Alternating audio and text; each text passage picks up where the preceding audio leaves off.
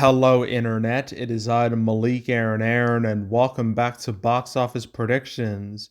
Today, we're going to be talking about The Woman in the Yard. So, as usual, we're going to be going over the pros and cons. So, let's get to it. Pros. Um, okay. I guess looking at the cast is Danielle Deadweiler. Yeah. Okay, she was in Gifted, Till. Not much really. Okay.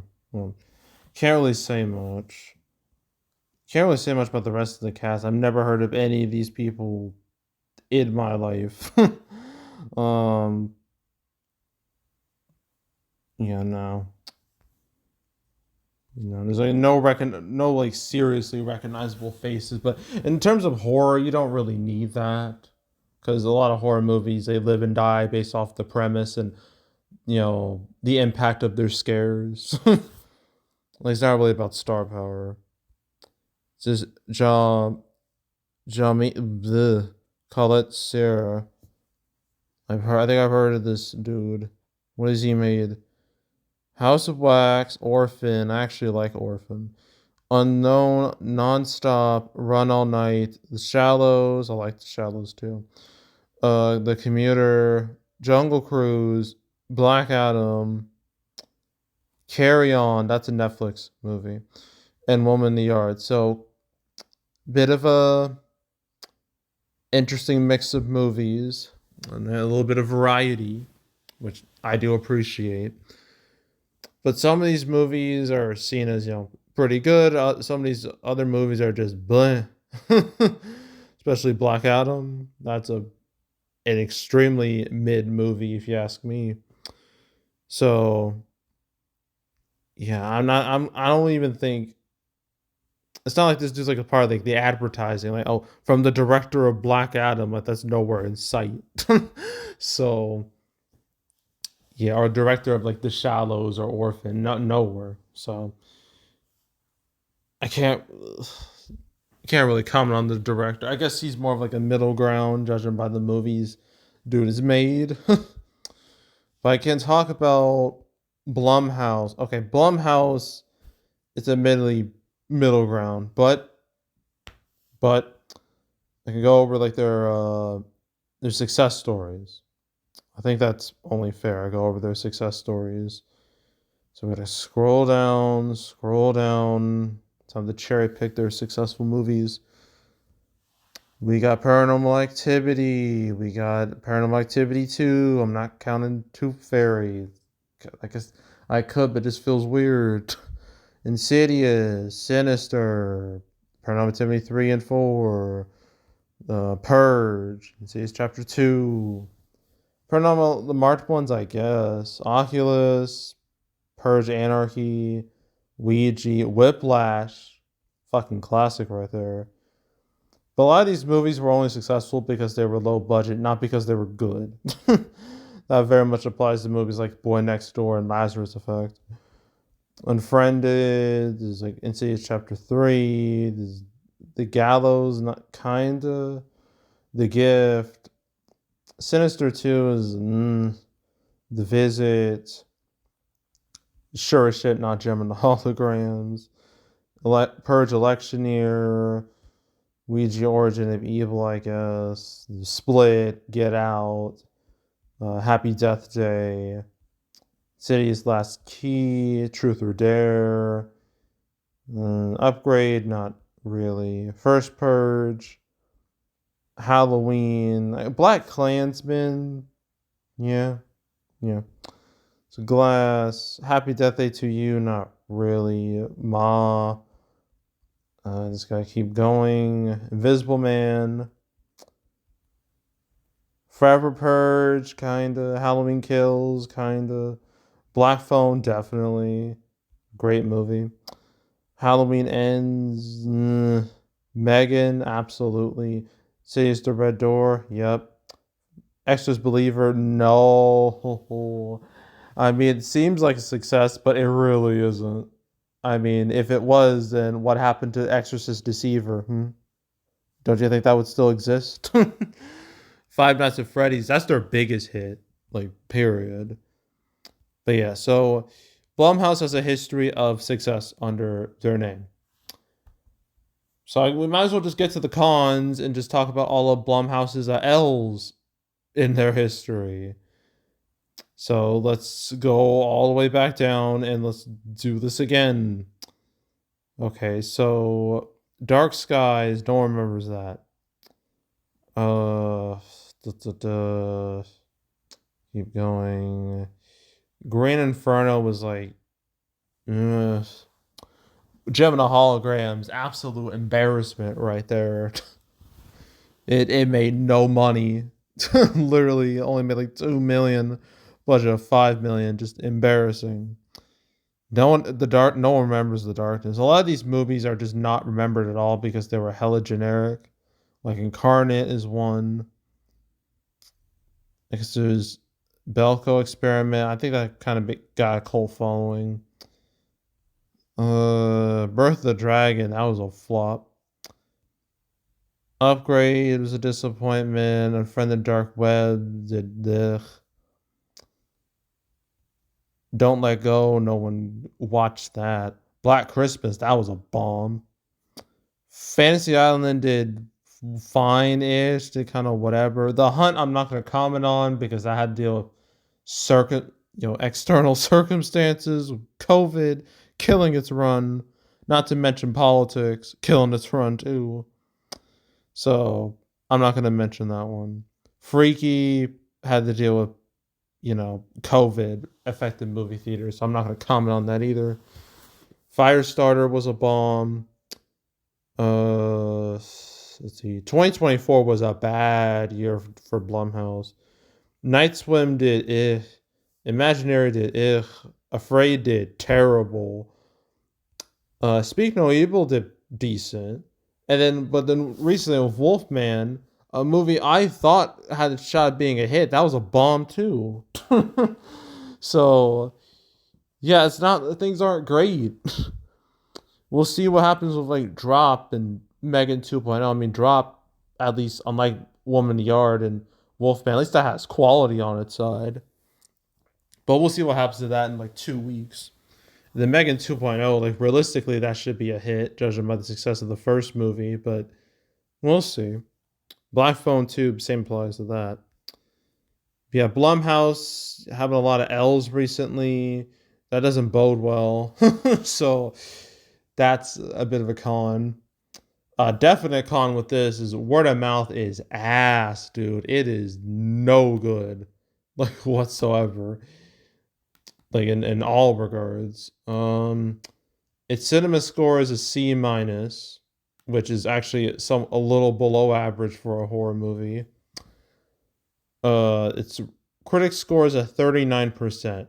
Its audience score is a 50%. That is low. And now I'm curious as to what people are saying. So like this, let me see. Okay, it's kind of all over the place. Getting some fives, some fours, some half stars. 2 stars, 2.5.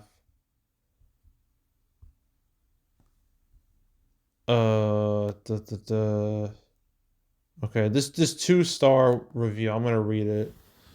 It seems like kind of feels like the main consensus of the movie. It says the Woman in the Yard's trailer is very deceptive. While there are moments that you jump from sudden noises or movement, it's not really scary and falls flat. This movie had potential to be a really good psychological thriller, but it just keeps you confused and waiting for more, only to disappoint. It does all come together in the last minutes of the movie that gives it some redemption, but I still left the theater disappointed. The acting was good. The story could have been so much more. So, yeah. So that was one review. There's another 2 stars. Says, I love a good jump scare, but other than that, the storyline made no sense, and we still don't know what the woman was doing in the yard. Okay. Uh So it's half star. The movie was all over the place. The storyline drag out. 2 stars. Didn't really understand the ending. 1.5 stars. Should have been advertised as a thriller. Uh, you got like 4 stars. So start out slow, but the ending was great. I want to read some more.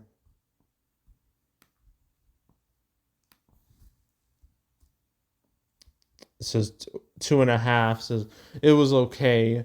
A little slow to get started and felt a little predictable. So 1 star. Storyline wasn't good at all, and last half of the movie was insanely confusing. Uh oh god, I'm not reading. Oh my god, someone wrote a whole fucking novel as a review. I'm not reading that. That's gonna take way too long. Uh, da, da, da. Trying to see 2 stars. Says, great performances, but the theme is so heavy it seems like the filmmakers thought the audience would be really stupid. Um so half star says very slow, very dull, greatly anticlimactic. If you fight falling asleep to see the end, you will regret missing that nap. um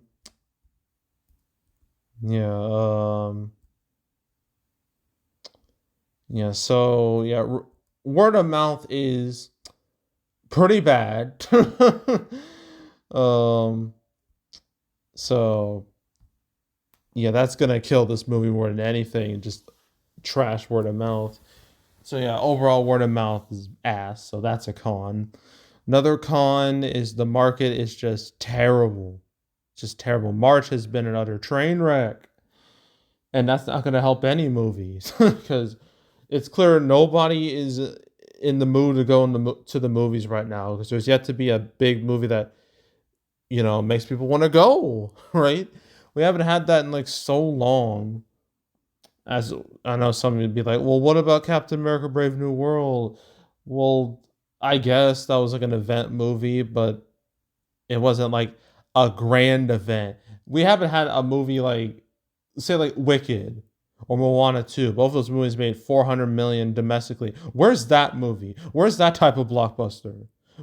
Like, I don't even know if we're going to get it. Well, we have Avatar 3 in December and Zootopia 2 and Wicked for good, but we need like that type of blockbuster, and the box office needs it desperately if it's gonna have like a shot at redeeming itself after such a dreadful month. I don't think Minecraft's gonna be that movie, but you know, yeah, it's just shit's bad. Let's just say that shit's bad at the box office, and yeah, depressed market. That's no good for any movie. So that's a con.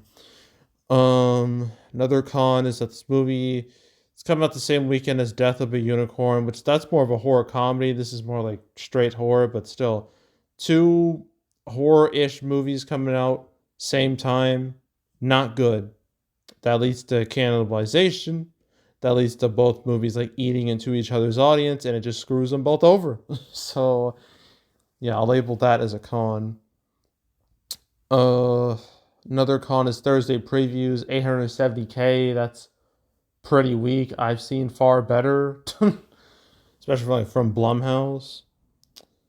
I mean, how much better is this compared to like Wolfman? I'm curious. Let's see the Wolf. It's just Wolfman. There we go. Wolfman, yeah, a movie I'm pretty sure you all forgot about already. See, that'll be like 1.4 million in previews, and this is way less than that. So that spells doom for Woman in the Yard. At least Woman in the Yard is PG-13. Wolfman was R-rated, right? Yeah, so the PG-13 rating that does give Woman in the Yard a bit of an edge, but yes, those preview numbers are weak. So I'll label that as a con. And I think that's it. Yeah. Yeah, that's pretty much it. So opening weekend, this is projected to hit, let me see. Let me just scroll down. 8.4 million. I'm just gonna say 8 to 8.5 million. So that's its openings, not exactly a ideal opening. And it's total. This movie's not gonna have long legs at all, judging by word of mouth. I mean, Wolfman had a pretty quick plummet after its first weekend, and I feel like the same's gonna happen here. So I'm gonna say 15 to 20 million total. And yeah, that's it for Woman in the Yard. All right, we got one more movie to discuss. A movie that easily has the most potential out of anything coming out this weekend. That's A Working Man. So stay tuned for that. But yeah, so that's it. That's all. Make sure to subscribe. Make sure to subscribe, like this video, leave a comment, turn on notifications, share the whole drill. Want to check out more videos like this? I got playlists on the homepage, all previous prediction videos I made this year, the past few years. Want to watch any of those videos? You can go right ahead. There's also the canceled series, or went over all the movies that are supposed to come out, but I believe I talked about Woman in the Yard. Yes, I have. Okay. I talked about it one time. That was episode 240. I talked about it alongside The Wolfman. How funny is that? Here, that Robert Zemeckis movie you all forgot about already, and Flowerville Street. Talked about that alongside those other three movies. So you want to watch that episode or any other cancel episodes I've made? There's 250 of them. So if you want to binge watch the whole series from like beginning to end, I highly suggest you do that. So go do it. There's also box office recaps where I go over the box office results for any particular month. March recap, that'll be in April. That video is gonna be just ugh. Because March was so trash. It was actually pathetic because there was just like there's nothing to it. There was nothing. There's like next to no positives. So yeah, that video will be extremely negative in tone. So just heads up. So that'll come out mid-April around like Easter weekend, I would say. So stay tuned for that. But if you want to watch any of the past recap videos I made on the channel, you can go right ahead. And yeah, so that's it. That's all. I am out. Goodbye.